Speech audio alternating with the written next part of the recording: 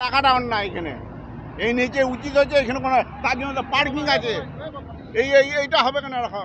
এই জন্য 2-3টে অ্যাক্সিডেন্ট হয়েছে গাড়ি দাঁড় করছে এলাকায়। তো বটেই। দিয়ে পুলিশ এসে তারপরে এই নিচে দায়িত্ব তো আগে। এইখানে হচ্ছে গাড়ি এখানে পার্কিং আছে অথচ এখানে গাড়িটা পার্কিং রেখেছে। এইটার জন্যই যে অ্যাক্সিডেন্টটা হয়েছে।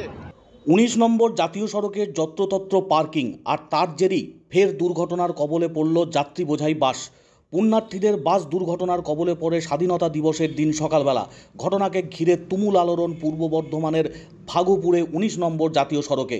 ইতিপূর্বে একাধিকবার পুলিশের তরফ থেকে নানা জায়গায় অভিযান চালানো হয়েছে, তারপরেও জাতীয় সড়কের ওপর যত্রতত্র পার্কিংয়ের প্রবণতা বন্ধ করা যায়নি। বিভিন্ন সময় ট্রাক চালক সহ অন্যান্য যানবাহনের চালকরা পার্কিং জোন ছাড়াই গাড়ি দাঁড় করিয়ে রাখেন জাতীয় সড়কের উপর। আজ সকালেও সেই জাতীয় সড়কে পার্কিং করার জন্যই এই ভয়াবহ দুর্ঘটনা বলে জানাচ্ছেন স্থানীয় বাসিন্দারা। ক্ষোভে ফুঁসছেন তারা। জাতীয় সড়ক কর্তৃপক্ষ বা পুলিশ প্রশাসনের নজরদারির অভাব রয়েছে যথেষ্ট। যত্রতত্র পার্কিংয়ের জেরেই ইতিপূর্বেও একাধিক দুর্ঘটনা ঘটেছে। আজ ফের দুর্ঘটনা ১৯ নম্বর জাতীয় সড়কে। পুণ্যার্থী বোঝাই বাস দাঁড়িয়ে থাকা ট্রাকের পিছনে সজোরে ধাক্কা মারে। দুমড়ে মুচড়ে যায় পুণ্যার্থী বোঝাই বাসের সামনের অংশ। মারা গিয়েছেন অন্তত 10 জন, আহত হয়েছেন ৩৫ জন। আহতদের চিকিৎসা চলছে বর্ধমান মেডিকেল কলেজ হাসপাতালে। আহতদের মধ্যে অনেকের অবস্থায় আশঙ্কাজনক বলে জানাচ্ছেন চিকিৎসকরা। গোটা ঘটনাকে ঘিরে ক্ষোভে ফুঁসছেন এলাকার বাসিন্দারা। ১৯ নম্বর জাতীয় সড়কের ফাগুপুরে স্বাধীনতা দিবসের দিন সকালবেলা ভয়াবহ দুর্ঘটনার কবলে পড়ল পুণ্যার্থী বোঝাই বাস। বিহার অভিমুখে যাচ্ছিলেন ওই বাসটি। সকলে বিহারেরই বাসিন্দা ছিলেন বলে স্থানীয় সূত্রে জানা গিয়েছে। পুণ্যার্থী বোঝাই বাসটি দুর্গাপুর অভিমুখে যাওয়ার সময় ফাগুপুর এলাকায় দাঁড়িয়ে থাকা ট্রাকের পিছনে সজোরে ধাক্কা মারলেই বিপত্তিকর পরিস্থিতি তৈরি হয়। বাসের সামনের অংশ দুমড়ে মুচড়ে যায়।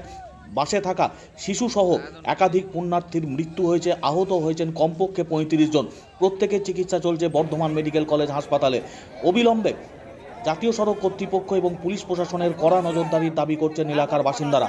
যত্রতত্র পার্কিং বন্ধের জন্য জাতীয় সড়ক কর্তৃপক্ষ এবং পুলিশ যাতে সঠিক পদক্ষেপ গ্রহণ করে তার দাবিতে সরব ফাগুপুর সহ সংলগ্ন এলাকার বাসিন্দারা। ইতিপূর্বে ১৯ নম্বর জাতীয় সড়কে একাধিক দুর্ঘটনা ঘটেছে এই যত্রতত্র পার্কিংয়ের জন্যই। আজ ফের স্বাধীনতা দিবসের দিন সকালবেলা ভয়াবহ দুর্ঘটনার কবলে পড়ল পুণ্যার্থী বোঝাই বাস। বিহারের বাসিন্দা তারা প্রত্যেকেই। দুর্গাপুর অভিমুখে এই বাসটি যাচ্ছিল, সেই সময় ভয়াবহ দুর্ঘটনার মুখে পড়ে ফাগুপুর এলাকায়। জাতীয় সড়কের উপর দাঁড়িয়ে থাকা ট্রাকের পিছনে নিয়ন্ত্রণ হারিয়ে সজোরে ধাক্কা মারলে এই বিপত্তিকর পরিস্থিতি। এখানে একটা গাড়ি 12 চাকা গাড়ি একটা সাইডে লাগানো ছিল, আর তারকেশ্বর থেকে ওই বাসটা আসছিল পানি ঢেলে। হ্যাঁ, ও ঘুমিয়ে গেছিলো ড্রাইভারটা, দেখে বোঝা গেল ঘুমিয়ে গেছিলো। এসে ওর পেছনে মারার পরে 4 থেকে 5টা ওই 12-14 বছরের ছেলে স্পট ডেড, প্লাস আপনার বয়স্ক ছিল, যে সব মিলিয়ে 15 জনের মতন ডেড, আর আহত হয়েছে নাই করে 30 জনের মতো।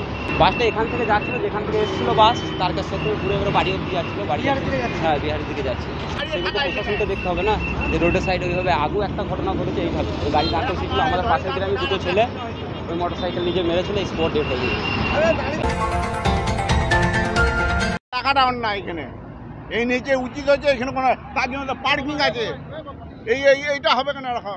এই জন্য 2-3টে অ্যাক্সিডেন্ট হয়েছে গাড়ি দাঁড় করছে এলাকায়। আছে তো বটেই। দিয়ে পুলিশ এসে তারপরে এই নিচে দায়িত্ব তো আগে। এইখানে হচ্ছে গাড়ি এখানে পার্কিং আছে অথচ এখানে গাড়িটা পার্কিং রেখেছে। এইটার জন্যই যে অ্যাক্সিডেন্টটা হয়েছে।